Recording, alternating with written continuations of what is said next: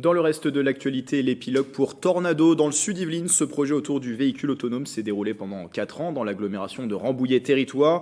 L'objectif, favoriser la mobilité en zone peu dense. Pendant une semaine, d'ultimes tests ont été réalisés dans le parc d'activités du Bel Air à Rambouillet et pour la première fois sur route ouverte. Reportage.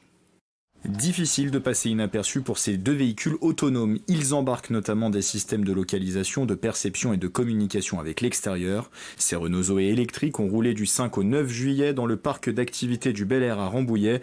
Une première circulation sur route ouverte avec la traversée de ronds-points et deux configurations, l'une classique sans aménagement particulier, l'autre avec le giratoire de la RD 150 équipée de caméras. Ces caméras filment le carrefour, détectent les usagers de la route et transmettent leur position aux véhicules autonomes par des modems sans fil, de communication sans fil. Pour prendre ces décisions, la voiture embarque un système de navigation fonctionnant grâce à l'intelligence artificielle. L'objectif pour les membres du laboratoire Eudiasic qui ont mené ces expérimentations, démontrer l'interaction entre le véhicule autonome et l'infrastructure intelligente et garantir un niveau de sécurité maximum.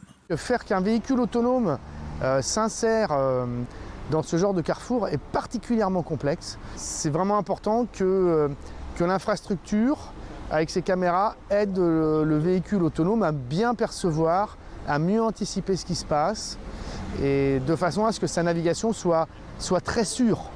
Parce que ce qu'on veut éviter absolument quand on a un véhicule autonome, c'est qu'il crée des accidents ou qu'il rentre en collision. Une semaine de test qui vient clôturer un projet de 4 ans, son nom Tornado, à son initiative Rambouillet Territoire qui a accueilli l'expérimentation, facilité son déroulement. 70 habitants y ont également collaboré. Pour l'agglomération, le défi est immense, répondre à la problématique de la mobilité en zone rurale. Pour moi, c'est un vrai sujet de rayonnement du territoire, de montrer que notre agglomération est une agglomération innovante, qui est capable de déployer du service de très haute technologie, de très haute valeur ajoutée. Et c'est une impulsion qui est donnée pour qu'on poursuive un Tornado 3, je l'espère, je l'appelle de mes voeux.